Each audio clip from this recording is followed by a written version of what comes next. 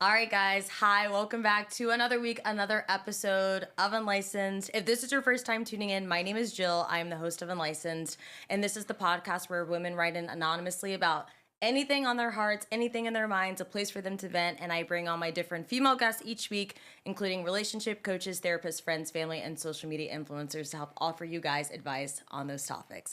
I am so excited for today's episode. We are joined by therapist Liz Rhea, who specializes in working with queer and trans individuals, as well as people navigating religious trauma, complex trauma, identity work, and people pleasing. I'm so excited to have you on. It was so funny because I interviewed one of your friends almost a year ago, and Shay, if you guys tune into the episode as well, was like, you need to have Liz on. And I realized that I messaged you about the episode even before she said that, so it felt like everything was coming together. Yeah, I'm so excited to be here. Welcome. As you guys know, we're going to get to know Liz a little bit more before we dive into the episode. So let's just start off with you. And first, my favorite question is your journey to becoming a therapist. Why did you want to step into this role? Were you in, undergraduate and you knew that you wanted to pursue psychology and helping people within this? Or was this something that happened later in life for you? Yeah, I feel like, honestly, in high school, I started therapy myself and was like, wow, this is kind of life-changing. This is really cool. And I knew kind of both in high school, in college, even in my master's program where I was getting my master's in social work, I knew like, yeah, I think I want to work like one-on-one or kind of in small group settings with people. But I was like, yeah, maybe that'll be a therapist, but also maybe that'll be just kind of in nonprofit sector, whatever. Right. And then in my final year of grad school, I got to sit one-on-one with people, be kind of the therapist that you can be when you're like still in grad school. And it was like, how much can I really do here? Yeah, it kind of felt like being a fake therapist. I don't know. It was a little, I was like, I'm doing what I can. And I loved it and was like, okay, cool. Yeah, I think this aligns with like how my brain works. I really love getting to be one-on-one. I really love getting to like be fully present with folks. And so, yeah, I've been doing it ever since. When you were in high school and you kind of navigated that's something that you really love for yourself, were you doing that within your friendships? Were you the person that people were coming to for advice, and you were offering that and kind of giving like therapeutic mechanisms before you even knew the education standpoint behind it too? Yeah, I think so. I think I went to a really small school. Like there were 16 of us in my grade. Wait, 16? Yeah, 1-6. Dude. Yeah, that's small, crazy. Tiny private Christian school. Okay. And most of those folks I'd known since we were 5. Like half of my class I had been with since like kindergarten or first grade. And we navigated honestly quite a bit. Like we had a lot of like multiple parents died, divorces, things like that. And so we were kind of just all sitting in this like feelings of soup all the time and kind of like talking about it all the time. Yeah. And then at the time I was also working in kind of like an after school program for folks, for like itty bitty, like, elementary school students. Aww. And getting to like sit with them and their little feelings or honestly their big feelings. Yeah. They've got them. We know it. So yeah, it was just kind of a combination of sitting in my own feelings, sitting in a lot of feelings with like other folks all the time too. Talk to me too about going to this small Christian school. Ooh. And how you're like, this could be a hot episode, girl. Talk to me about that and how that's led you to specializing in these fields with people who are dealing with religious trauma or identity issues within that too. Maybe someone who is a part of like the LGBTQ community. That's something that maybe going to a school like that they weren't accepting of. Interested in how that experience has influenced everything that you're doing now. Yeah. I mean, I don't think I would be the person I am today without those experiences, right? I think even my own experiences of like discovering my own queerness in a lot of ways were kind of stunted because of the environments that I was growing up in. And same thing with a lot of the clients that I work with, right? Of just like being in these hyper religious environments, and how you're taught, okay, cool, here's your box. Stay in the box. Don't leave the box. And in some ways that's really enticing, right? Because you, the path is laid for you. You know, I knew, from a young age, even though my parents were really good at like encouraging, kind of do whatever the fuck you want. My parents were fantastic. Great. But the environments I was in, school, church, things like that, it was very much like, people, you're expected to be a mom, you're expected to get married, you're expected to do kind of all these things. And I am really grateful for the deconstruction work that I have been able to like personally do, and honestly deconverted, right? Like I don't align with religion anymore. And getting to offer that space for my clients is very informed by, you know, just being in an environment where there's 16 of you. There's just 16. The class ahead of me, their graduating class was 6 people.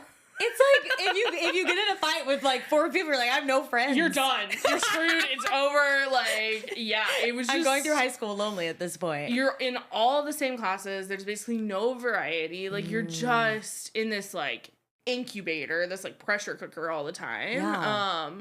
Which I think in some ways was nice because I kind of got to do what I wanted to do and people knew me. And, like, when I had some things happen in high school, like when my mom died, like, there was a lot of compassion there. And also... when you're with 16 people, like, if you have beef with one person, you're kind of screwed. You have beef with everybody at this point.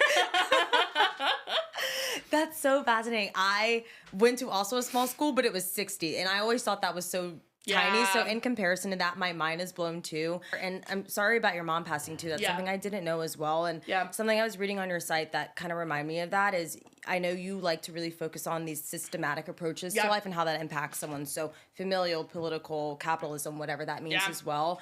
Obviously, your family was very supportive of you growing up, but when working with your clients, which system do you feel like impacts people the most? I think within therapy, right, people stereotypically go to family. Your parents treated you this way. This was your relationship with your siblings. This is how you got your attachment styles. This is why you are the way in your work ethic. And we don't really talk about the other systems, at least through social media. We don't talk about it as much. So let's talk about those other systems and how they really collaborate, I guess, with one another, in addition to like that family unit as well. I mean, the primary system that I am talking about with clients right now is the socio-political system that we are operating within.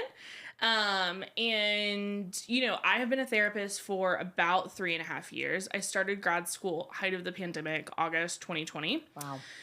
Which was tough time to be in a social work program. And then graduated with my master's in May of 2022. Okay. So still like like, you know, we're still recovering from like the height of COVID, right? COVID's real, right? Get your COVID vaccines. But yeah, I mean, the thing that I am primarily talking about with folks now is the socio-political context. And I've been talking about that for a very long time. Even though in, you know, 2020, right, when I'm graduated in 2022, it's not like Trump is in office at that point, right?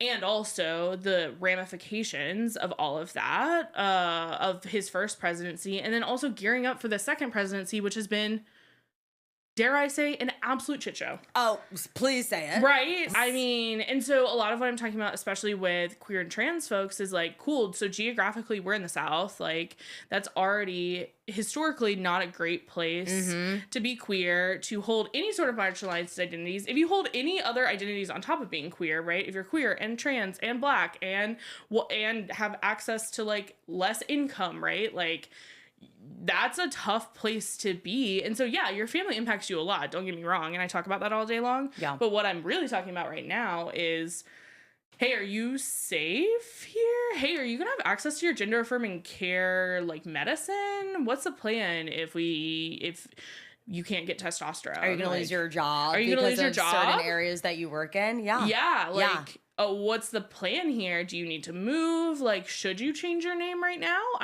Should you apply for a passport right now? I don't know. Yeah. Yeah. So it's all socio-political right now. I really love that you bring in that element. I think that's so important. And we'll dive into that a little more in the episode, because I think a big part of what this person is struggling with that we'll say in a second is probably a lot of things that are going on in the world as well that might be affecting her and what she's going through too. I really love how open you are about your own values and beliefs, and I know you've said that that's something that's really important to you, is to be transparent with your clients so they have that trust within you. They know where you stand with certain things. They can come to you when things are happening in the world and they know that you're aligning with them in a lot of those things. How can therapists be transparent with their clients about values without crossing certain boundaries and creating a relationship with their client that might be inappropriate? Yeah, so I think one of my favorite ways to have transparency around values is put it on your website. then it's like something that clients can access if they have questions about, right? Like it's there, right? I have a values page on my website. And so just as a kind of, if a client is, or a potential client, right, is going on my website, they can choose whether they want to click on the values page or not. Right. The other thing is in my bios, like I personally feel comfortable and have enough, quite frankly, privilege to lead with some identity disclosures. And so I do that as well, which I think, you know, I think my headshot with like purple hair and tattoos and then leading with like, hey, I'm a queer identified therapist, like is already kind of telling you. Was it the hair? Right? It's like telling you a few things about me. And so, and then further than that, like more than that, like I tell clients, hey, if you have questions about my values, if you have questions about who I voted for, if you have questions about my politics, I'm happy to have a short dialogue about that. This space is not about me, and I want you to know where I stand if that feels important and helpful for you, right? I'm a white therapist. If I'm working with people of color, people have questions. Definitely. And that is so fair, right? And so I think sometimes therapists, it is important to have boundaries. And I think sometimes therapists err on the side of having boundaries and not engaging in the therapeutic relationship in really kind of, in my opinion, meaningful ways, because your client is taking an emotional risk by seeing you. Yeah. Meet them there. Like, have a little bit of an emotional risk too. And again, I'm saying that as a person who holds a lot of privilege. I work in Decatur. I'm not working with MAGA clients. Right, like that's right. just not, again, that's not who is like typically reaching out to me. I might have a different opinion if I was a queer therapist working in a more rural part of Georgia, where maybe that really could compromise my safety. So I think that's like an important kind of caveat to give to that. Definitely. I really love your openness within that. I feel like I've had therapists in the past where I don't really know where they stand. You almost feel reluctant to share aspects of your life because you're like, are they secretly judging me for this? And obviously therapy is a place where you're not supposed to feel judged, but I've definitely had therapists in the past where I feel judged while I'm there. For you, obviously, you mentioned that you have been going to therapy for years, even before you got it. What was the most challenging aspect for you once you got your license, once you're a licensed therapist, you're helping people? What was the hardest part for you to continue to go to therapy with your own therapist? Were there things that you noticed that were, I don't want to say unethical, but were they doing things that you're like, oh, this is not what I learned? Was there any difficulties in navigating that relationship now that you had your own education and background within this field? I think, okay, I have two answers to this question because I was in therapy when I was in grad school, and I think I remember feeling so frequently, which this was not anything that the therapist was doing, this was just me, was like, I'm in grad school to be a therapist, like, do you think I should be a therapist? I don't know, like I remember having like, tell me yes, please. I feel so insecure. I'm showing up to therapy every week or like every month or whatever and being like, yeah, I'm in grad school and here's what I'm doing as a therapist. Is that okay? Do you think differently of me now? Right. And then I do think, not with my current therapist, who I love and adore. She's fantastic. Shout out to Morgan. She's love. She's currently on maternity leave. And so I've been seeing an interim therapist. And what I will say is that I did like 5 or 6 phone consults with potential therapists. And something that did automatically turn me away was, therapists who would not talk about their politics or values. Would you outright ask, and they would just, that's not something I want to disclose, or they would just try to weasel around the subject? Well, and it was interesting. I did it in a way where I was like, hey, I am a queer person. I am in an interracial relationship. I am working with trans people in the South. I need to know where you stand. Absolutely. It is both personal and professional for me. And so I would engage in what felt like a pretty vulnerable identity disclosure, right? Yeah. I'm talking about me. I'm talking about my spouse. I'm talking about the work that I'm doing. And to then be met with, I kind of, that's not something that I typically disclose. And I was like, immediate no. Wait, I feel like I know where your answer might lie. You're not saying anything. Right. Like, I'm being really vulnerable with you, and you're not willing to even meet me in that emotional risk a little bit. Like, that feels how am I supposed to feel safe here? Right. And also then it may not be a good fit for you either for me. If you disclose that information, then we can both make that decision kind of together that we're not the right fit for one another. But I have my answer. I'm glad that you could take that boundary and step back knowing that they weren't willing to disclose that. That's their own thing. But for you, you're like, this is going to make me feel safe. I love what you said. This also affects me professionally in a lot of ways as well. So I love that you took that step back and made your way forward. But that's pretty wild. I would just assume that they wouldn't mind, but I guess some are afraid maybe of people going and exposing them. I don't really know the why behind that. And I totally get, like, especially if you're someone who is, you know, working in the rural South, right? Like, I think that is, if someone's just off the bat being like, hey, who did you vote for? I totally get how, like, that may not feel super safe, right? Yeah. And so that's why I was trying to be pretty thoughtful about it of like, hey, I'm going to be vulnerable here. I'm going to tell you some identities that I hold. I'm going to tell you a little bit about my relationship and the work that I do. I'm safe for you to disclose, right? Trying to kind of safety signal in some ways. And so to not be met with that, I was like, this is disappointing. Very much so. Because I'm going to be talking about how this work is political. Right. And then at that point, I'm so interested to see how they would respond to so many things that you're dealing with in your life. Yeah. Yeah. Yeah. Because, like, I'm going to be talking about how much it kind of sucks being in America right now. And I need my therapist to be like, yes, ma'am. Right. I'm in agreement to this. 100%. Yeah. I love that we're getting into it. This is actually going to cover a lot of stuff that we're diving into our episode. So that's a perfect segue into our episode for today. I hope you guys loved getting to know Liz. I know I have as well. Before we get into the episode, quick word from our sponsors, guys. Today's sponsor is Plot Twist. This is the dating app that allows you to team up with a friend, putting dating and connection and safety first. We on Unlicensed talk all the time about why so many women, especially, are reluctant to go on the dating apps. The first reason, obviously, is putting yourself out there. I don't know this person. I'm letting them know more about myself. I'm being vulnerable. There's a lot of anxiety that can go into that. But ultimately, the biggest reason is safety. I'm about to go on this date. I have no idea who this person is. I'm afraid. And I think sometimes it would be a little better if I had my best friend there with me. So this is what Plot Twist allows you to do. You are teamed up with your bestie and matched up with other pairs, making dating more fun, more social, and ultimately safer. What's really cool, and it holds a special place in my heart, is that it was founded by two female healthcare providers whose mission is to tackle the loneliness epidemic, focusing on emotional, social, and physical well-being. So if you're someone that wants to get back into the dating space, I don't know if I'm even ready yet for it, but if you are, head to my Unlicensed Advice Instagram or head right to the App Store, click in Plot Twist and use code Unlicensed, and we will get you guys started on your journey today.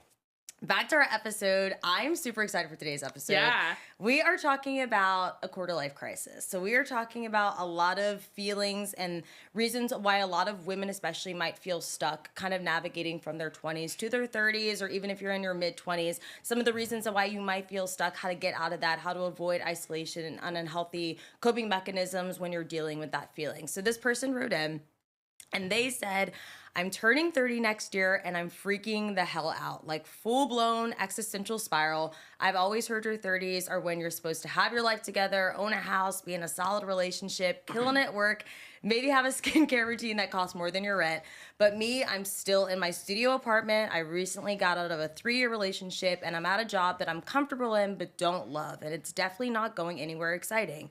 Meanwhile, all of my friends all seem to actually have their shit together. So now I'm sitting here like, am I failing? Should I be making a big life change? Or do I just keep doing what I'm doing and hope somehow it all clicks into place? I'm not totally unhappy, but I also know I could be a lot happier. Basically, I feel like I'm on the edge of something and have no idea if I should jump, chill, or take a nap. So I'm so excited to talk with you today because I know that you have a big passion for talking about life transitions. Yeah. And literally the most perfect person for this episode. So to first start off about talking about a quarter-life crisis, for people that don't know, this is a period in a young adult's life that typically happens between one's mid-20s and early 30s. According to psychologists, it's usually a feeling of stress and uncertainty, often triggered around this time in someone's life as they figure out who they are and what they want. So I'm really interested to hear from you. Yeah. What are some areas of people's life where they might begin to feel really trapped and lost and kind of go into this quarter life crisis. I'm sure there's so many different areas, but if you can name some basic ones that you feel like a lot of women especially are dealing with, what might that look like for someone who doesn't realize that they're going through it, but they might be? Yeah, I mean, I think this looks really different for a lot of different people, but immediately what comes to mind is like career stuff, especially because like in your, you know, mid 20s to like early 30s, that is oftentimes, depending on kind of the career path that you've taken, the job path that you've taken, that you're like either really getting started in a career or you've been in it for, you know, maybe 5 years and you're going, do I like this? Like, do I want to keep doing this? Right? Yep. So career feels like a big one. Also, just like family planning, which to me includes like relationships. Like if you're dating someone, if you're looking for a partner, if you're trying to explore a new type of relationship, right? But then also trying to plan for like your life in terms of, right, are you going to be potentially a caregiver for like aging parents? Do you want children? Does that include birthing children? Does that include other forms of like adoption, surrogacy, like things like that?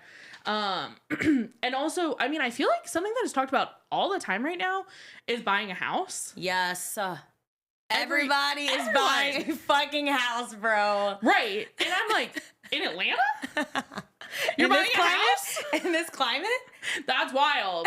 That's wild. How? First and foremost. Can barely afford my apartment. Right. Yeah. Exactly. And so to me, it feels like also just all of this feels so informed by social pressure, which like, is it social pressure both in like social media, both in like what it means to be operating in the South in the US with this like, I don't know, very religious undertone to kind of everything where it like this, I don't know, you're expected to like get married young and pop out children and buy a house and right? And it's like, why? And also, does anyone want that?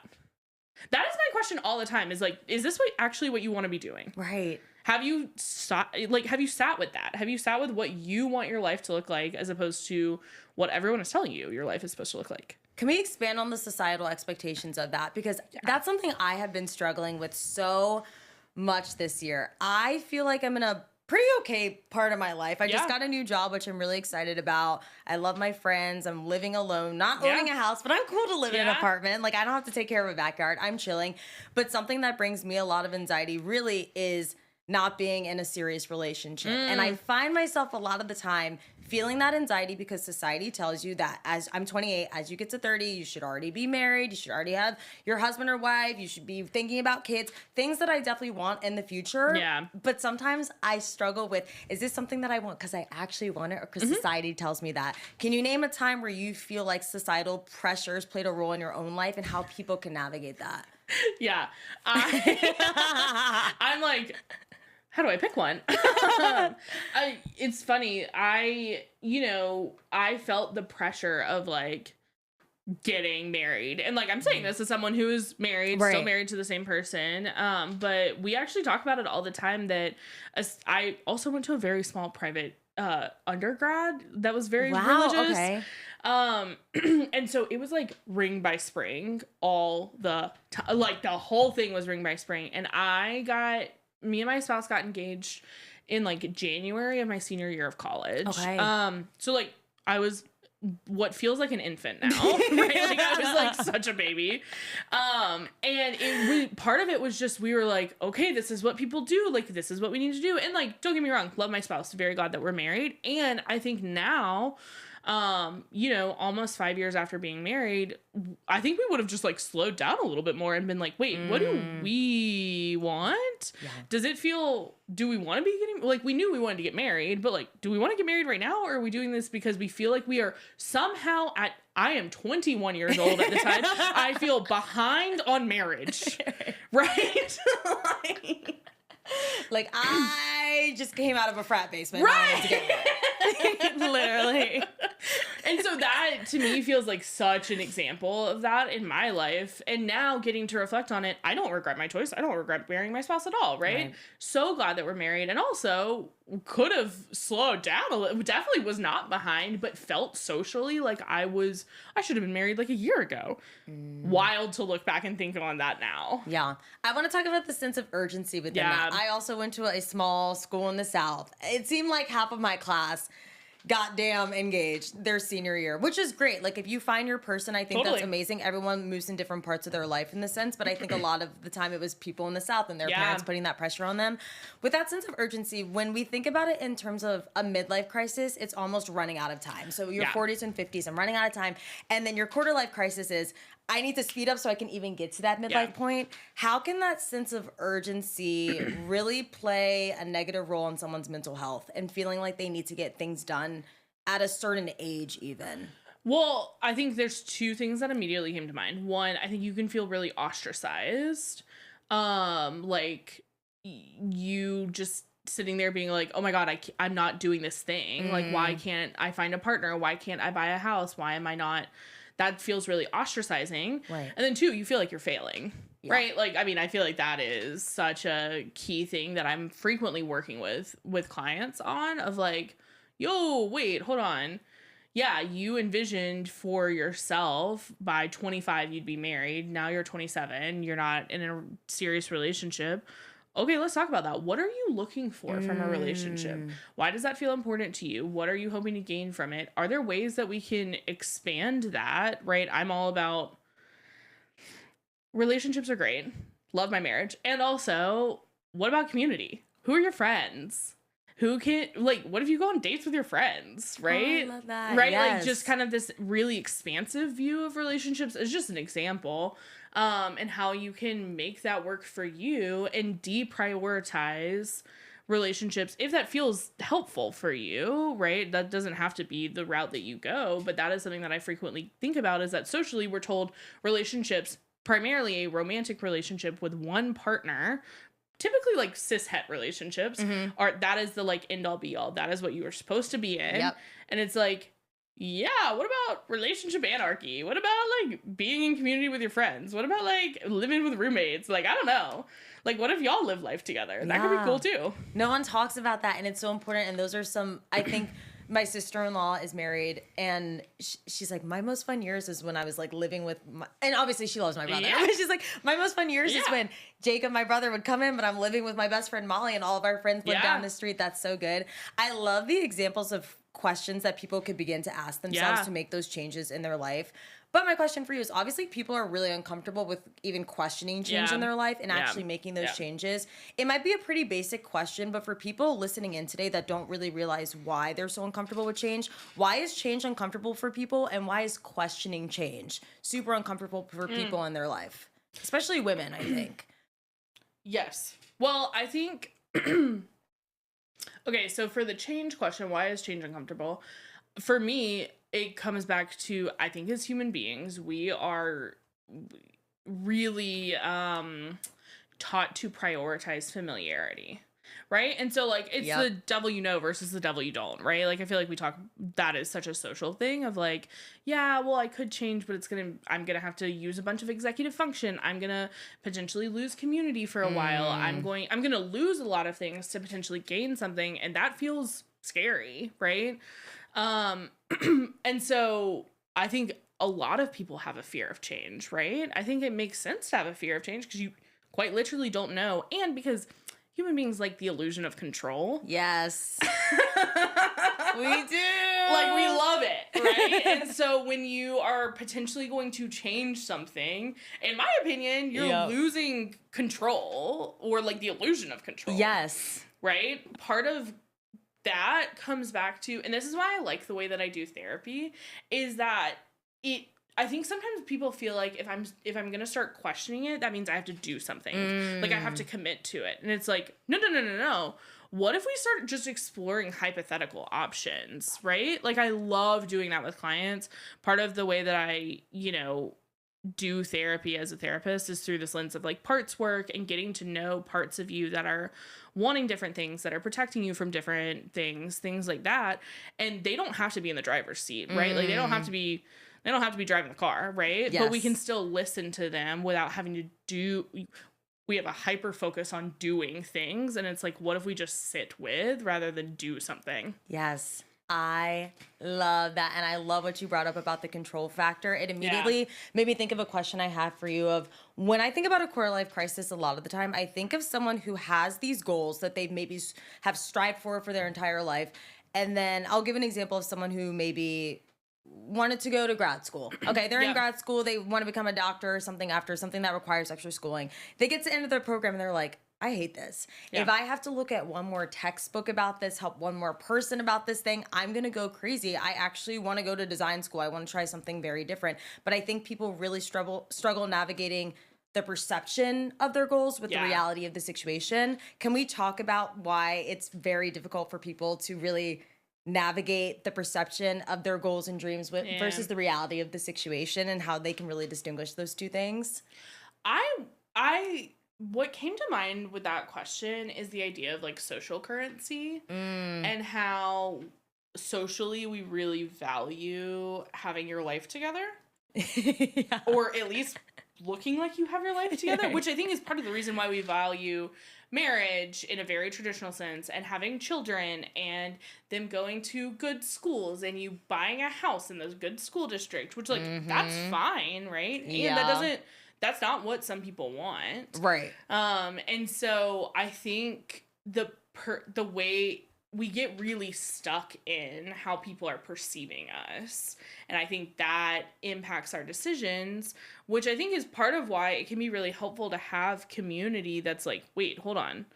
What do you want? Like sometimes I ask clients, if you were on an island and no one else was there, what would you want your life to look like? Oh, I love that. Right? So kind of getting rid of, to the extent that we can, because it's hard to fully do this, even in hypotheticals, but the idea of like, okay, if we got rid of social pressure, right? There's no socialization on this island. It's just yours. Would you want children on the island? Would you want to buy a house? Or is it convenient to have a landlord who fixes your washer and dryer? And mows the back lawn for me. Hello? Right? Like, what would you want on this island? Would you want to go to these events? Would you want to build a new friend group? Like, I don't know, right? And so it can be kind of a cool exercise just to get some insight into kind of what clients are maybe actually wanting, but not feeling like they have access to.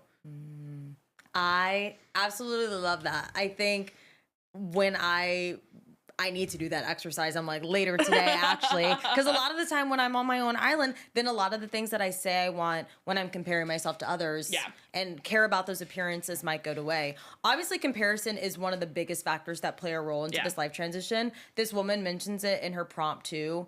Hey, my friends have their shit together. I don't have my shit together. How can someone stop comparing themselves to someone else during a life transition? Is that just staying off of social media? Is that being more open with their friends and being more vulnerable about their struggles, and maybe that person can reciprocate some of that with them as well? What are some steps people can take to begin to not compare as much? Because obviously comparison is very natural. We're naturally competitive people. It happens. I don't think you can just stop comparing yourself to someone 100%. I think there's going to be days that even if you've grown with it, that it's always going to come up in a little bit of ways. So what are just some small ways people can slowly distance themselves from that? My first thought was, do they have their life together? Are we sure about that? Like, ask them. Like, and also like sit with it. Like, do they have their life together? Yeah. Like, I don't know.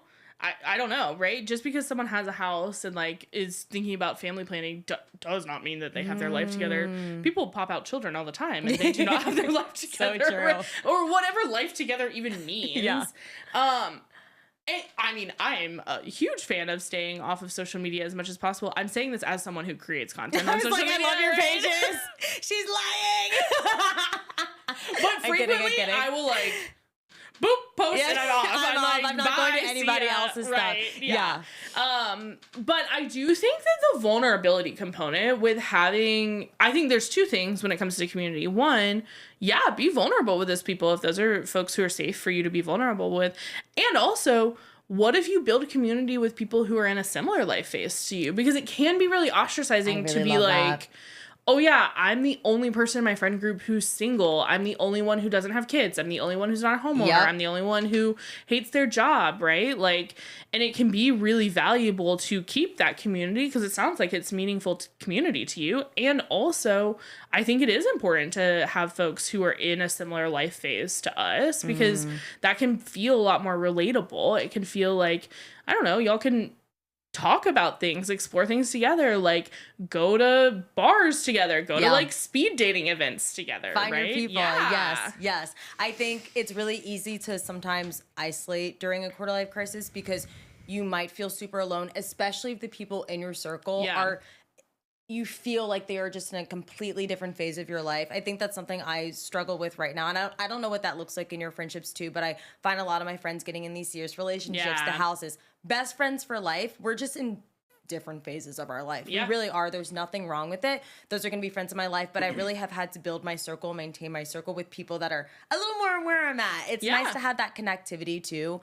When people are going through a quarter life crisis too, another question I have for you is I think a lot of the time they might be struggling with it because they had these unmet like inspirations and goals. You might have been someone that wanted to do this one thing your entire life and then life got in the way, or something happened with your family where you weren't able to go to school or you weren't able to date and get in that relationship that you always wanted to. How can people become re-inspired again to going for those things that they've always maybe wanted and had to be placed on the back burner? Yeah, I mean, I think it is hard to become re-inspired if you don't give yourself time to grieve that. I talk about this all the time. People are grieving everything all the time. I think grief is actually a very helpful framework to use because it explains, or at least not even explains, but it can give language to an experience of like, wait, I'm actually having a lot of big feelings about this and I don't feel like I should have big feelings about it. I feel like I'm being dramatic, whatever. Babe, what if it's just grief? Like, what if you're just grieving what you thought your life was going to look like? So I think that's one piece of it. The other piece of it is that I think there can be a lot of freedom in that, right? Like, okay, yeah, this thing that you really wanted to happen by a certain age didn't happen. Let's feel the grief. What now? What do you want to do now? Like, how do you want to use this time? What do you want your life to look like, right? I think it can be really freeing when we don't meet those goals, especially if those goals were like a little arbitrary, right? It was a little bit like, why? Why did you want to be married by 25? Why did you, who told you that? Where is that narrative coming from, right? Yeah. And how can we actually listen to like your voice here and listen to what you want? Yeah. I think it can be really powerful to get to do that, and also scary as fuck, right? Like that's so scary to do. Yes. I really love how you're saying in the lens of like using it more as an opportunity for growth rather than feeling stuck in that sense. Realistically, as a therapist, how can people genuinely try to shift their mindset from one of I'm feeling stuck and I'm lost to growth? This is a really cool growth opportunity for me to reflect, reestablish myself. What are some day-to-day things that people can do to actually shift that mindset from lack to growth? And here we can become better in that sense. Find a therapist who does parts work. Fucking girl. That's my number one tip. In terms of day-to-day life though, right? Like, I think something that can be really beautiful is trying to get to know where you're actually at in the day-to-day and not to rush it. Okay, today's the day you're feeling a lot of grief. Cool. What if you sit in the shower and listen to the grief playlist you made, right? What if, like, I love music and I love using playlists and suggesting this to clients all the time as a way to connect with feelings, right? Like, what if you work on a grief playlist and like a pump up playlist and a like, I'm like really in my feels, but it feels kind of like complicated playlist and like I want to make decisions today playlist, right? Like, cool, make a playlist for whatever you want. I think that can be a really cool way to connect with yourself. And also, I think the feeling like, hey, you don't have to make a decision right now. Today does not have to be the day that you make a decision about what your next goal is. What if you just like sit with it for a second? Yeah. What if we slow down, right? I'm telling clients all the time, like, Can we slow down? Can we just sit with that? How does it feel to feel the grief? How does it feel to feel the fear of the unknown, right? How does it feel to not know what you want? Also, what if we try things on? What if you try, like, I talk about this a lot with, like, religious deconstruction, but I think it's actually applicable to a lot of life. This idea of kind of reclaiming your time and your space and what you are wanting from your life. And so the easiest example for this is, like, if folks are no longer going to church, okay, cool. What do you want to do with your Sunday mornings? Now that you're in this huge transition, right? This used to be a space of community, of belonging, of values, of, like, knowing how to structure your life, right? Okay, you want to go on a hike? Cool. Let's do it one Sunday and see how it goes. Right? That's so good. And, like, if you like it, what if you do it again? Right? And it's not, I feel like it can sound really simple, but I do think it can be a beautiful practice in slowing down and not being like, okay, well, now I'm going on a hike every Sunday. It's like, bitch, what if you don't want to go on a hike every Sunday? I'm tired and hungover, right? man. Like, what if you don't want to? Yeah. What if you just sit with that? What if you go on a hike one Sunday a month? Because that's really beautiful and, like, invigorating for you, you know? Yes, that's so cool. That made me think too about, like, impulsivity, because I think people sometimes make decisions. Their media are like, okay, I'm not going to church anymore, so I need to do this and this and this. Can we talk about the importance of having a balance between impulsivity and responsibility when undergoing a quarter life crisis? Because it made me think of someone who hates their job, right? Yeah. They're like 4 years in, they're like, I fucking hate this shit, I'm quitting tomorrow. They put their 2 weeks in. Love that for you, sister. Love. Now you can't pay your rent though. Right?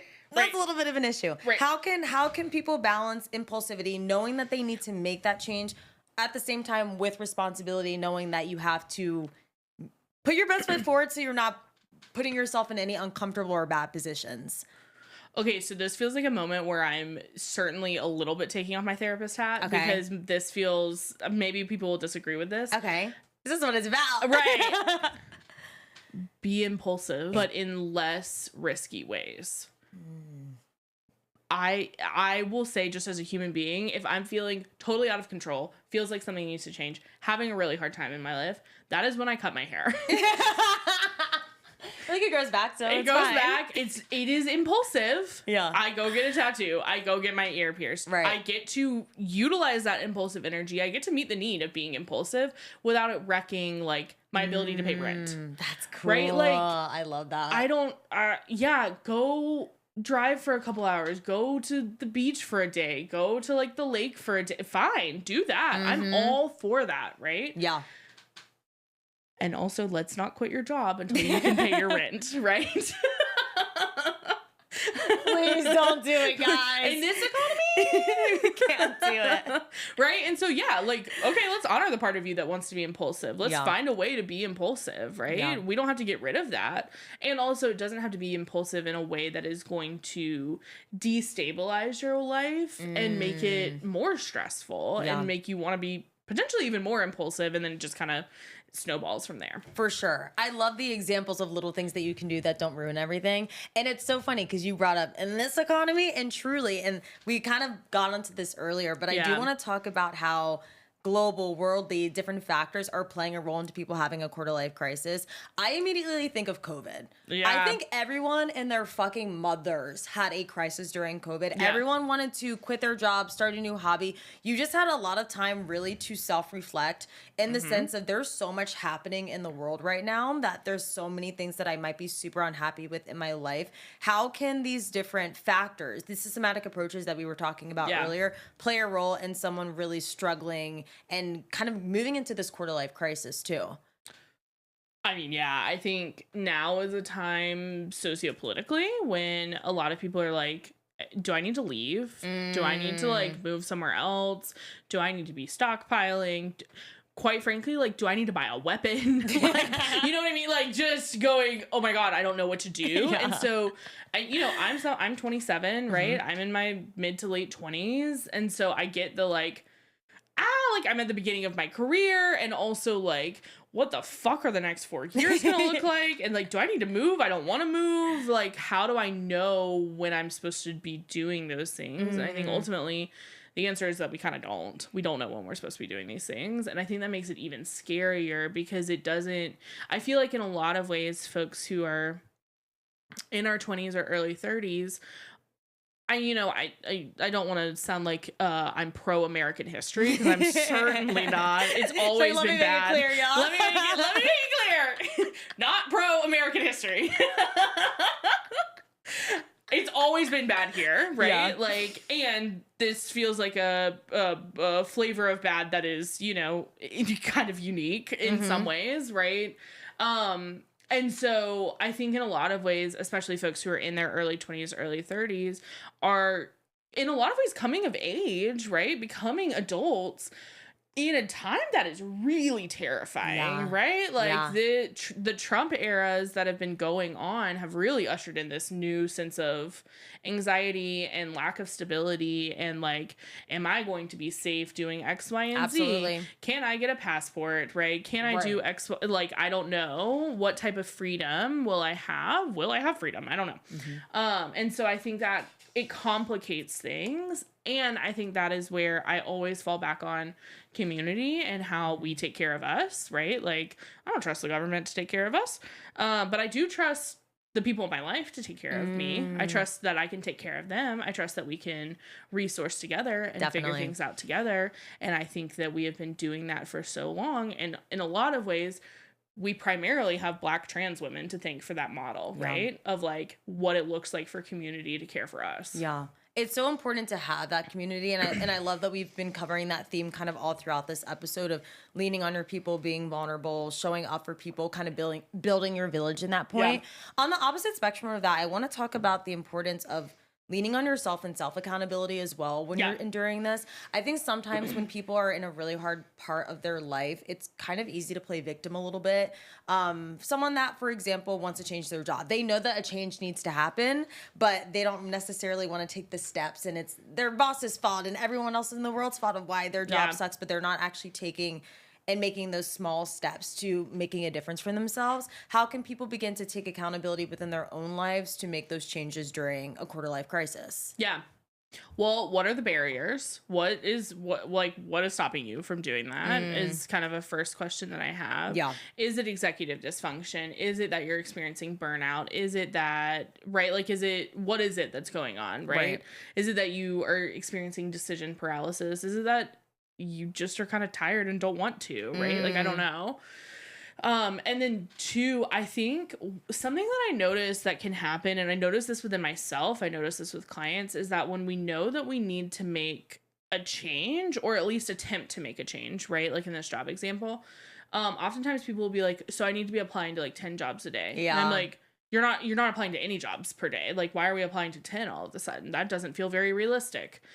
And so I think one of the ways that we can be like accountable to ourselves is being realistic about our capacity, about our life, right? Like, maybe you only apply to 2 jobs a week, and maybe it's only on the weekends, and like that, maybe that's what feels best for you. Maybe that's what feels okay for you. I don't know. Right. Yeah. But I think that is a way that you are exercising your own autonomy, is when we can be realistic about what our capacity is, because otherwise you're just complaining to your friends and then feeling like you're failing, right? You're not failing, but you're feeling like you're failing potentially because you're not leaving your job, but then you're also feeling like you're failing because you're not applying to enough jobs. And it's like, well, we're not being realistic about a lot of the things here. So what if we try and be a little bit more realistic in our goals? Yes.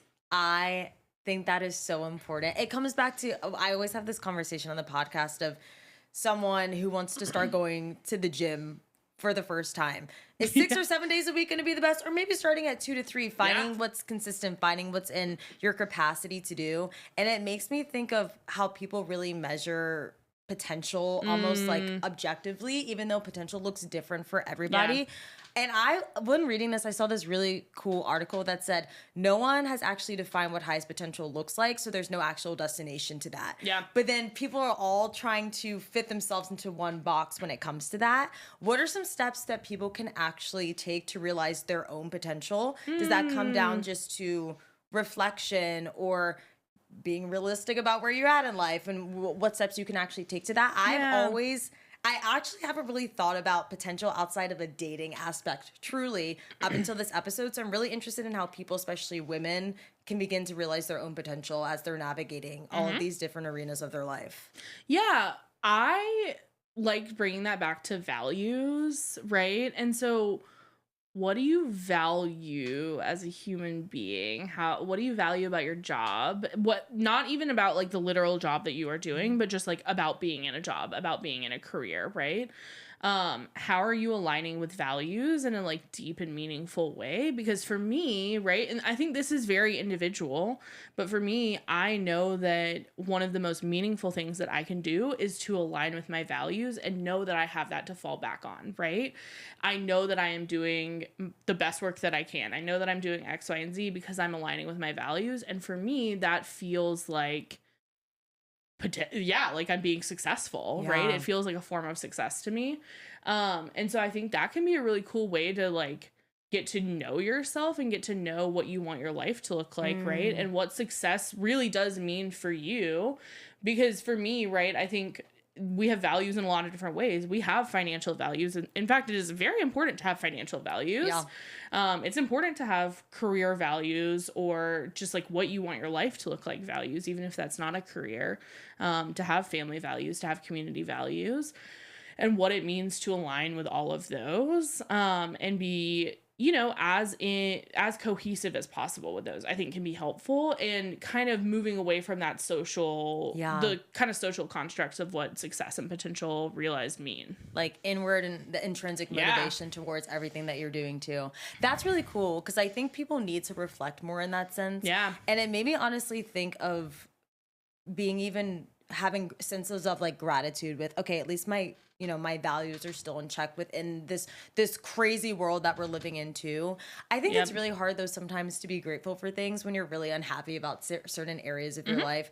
How can people practice gratitude without overstepping into toxic positivity when they're undergoing a quarter life crisis? Because I think it's amazing to be like, okay, when I was going through my job stuff, I was like, I hate my job. Yeah. But I'm really thankful that I can pay my rent this month. Yeah. But then I know some people that might be like, but then also it's this, I can stay in my job and do these. And they're like, but you're miserable. And that's where toxic positivity comes into play. And that can become really unhealthy. So how can you balance gratitude without being toxically positive, especially to your friends who might be undergoing a quarter life crisis and are really struggling? Yeah, I think kind of two things, right? One, I like the idea of glimmers, right? For the person who's like having a hard time in the quarter life crisis, right? Of something that I've recommended to clients is to keep on your phone, like create an album called Glimmers, and to like take photos of things that you are feeling like gratitude for, or this idea of like you know, like the little like sunshine ray that's like you know, coming through the clouds, right? Like a little glimmer of like, oh yeah, there are parts of my life that I do like. There are things that I do really enjoy. And then I do think that like when it comes to folks who are maybe really happy in their lives but have friends who are in quarter life crisis, having a hard time, things like that, I do think that you can be thoughtful in the ways that you talk about your life, and also if it is activating for that person to hear that you are doing really well, it's feeling like you're being really successful, that's on them to communicate to you. Bingo. Yeah. Like they need to tell you that. And then when they tell you that, be thoughtful, honor that, like ideally, right? Yeah. And I talk about this a lot with clients. You don't need to take away someone's autonomy preemptively, right? You're taking away the opportunity for them to be excited for you, for connection, for things like that, without even checking in with them first. Damn. Stop taking away their autonomy. Yes. That's so sick. I feel like we've all done that before. Yeah. And I think it's so important to lean into that too. Especially as women. Yes. Oh, all the time. Because the socialization is like, no, I need to be hypervigilant. I need to attune to people. I need to be doing X, Y, and Z. And it's like, yeah, sure, fine. Yeah. And also, you're missing out on authentic connection when you Yes. take away someone's autonomy by saying, I'm going to censor myself around them in order to make them more comfortable. That's not connection. That's people pleasing. Yes, which we've all done, and we need a whole other episode on that. I love people pleasing. I love talking about it. I'm such a people pleaser, and also it's tough. It's tough. I'm a people pleaser as well. Ever since I was little, I struggle with it. And I think within this too, it's very easy to lean into that lens. Totally. Just trying to make people feel better and blah, blah, blah. Yeah. But at the end of the day, you aren't showing up as a good friend, really, because you're not showing up authentically. And it's hard to be a good friend when you're being inauthentic in this sense.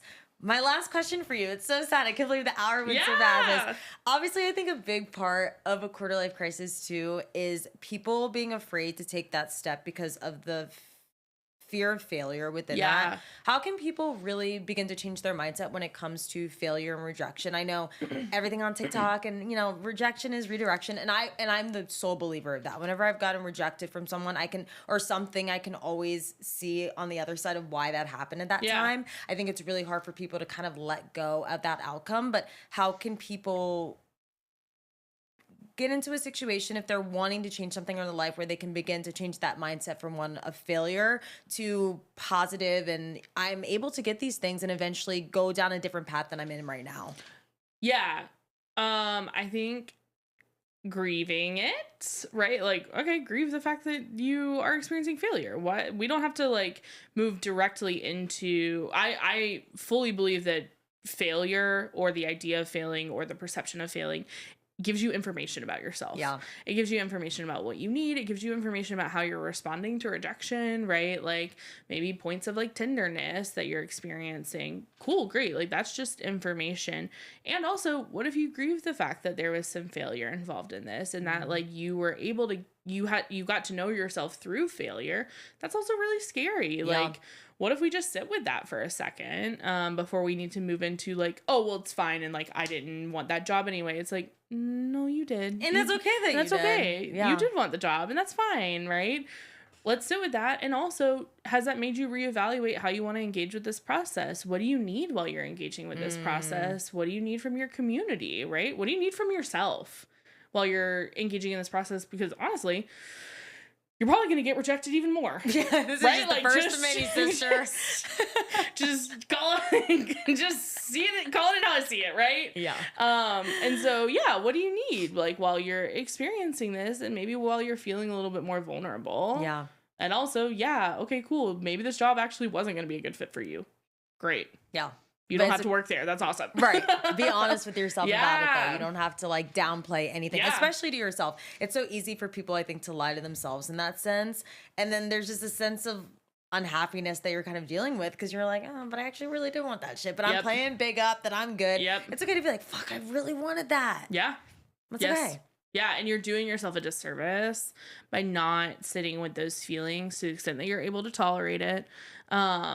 Because that gives you, I don't know, I think it allows for deeper connection with yourself. It allows you to get to know your needs better, and it allows you to potentially be able to ask for help in a better and more meaningful way. Definitely. I love that. I am so sad we have to stop now at the end of it. But last words of advice for this person. Obviously, they are trying to figure out all these different things in their life. They just got out of this relationship. It seems like their life, it feels like to them, we've all been there, that their life is blowing up in flames. Yeah. But I'm really excited for them in the sense of like, kind of what we talked about earlier, shifting that mindset to growth instead of lack of that. And so what last words of advice or wisdom would you like to offer to this person dealing with all these things? Take a nap, eat a snack, go outside, breathe, talk to your friends, right? Like, you don't have to today is not the day that you have to figure out every single piece of your life. If you love your studio apartment, keep it. Great. That sounds fantastic. If you are feeling meh about your job, okay, what if you start like casually looking for jobs?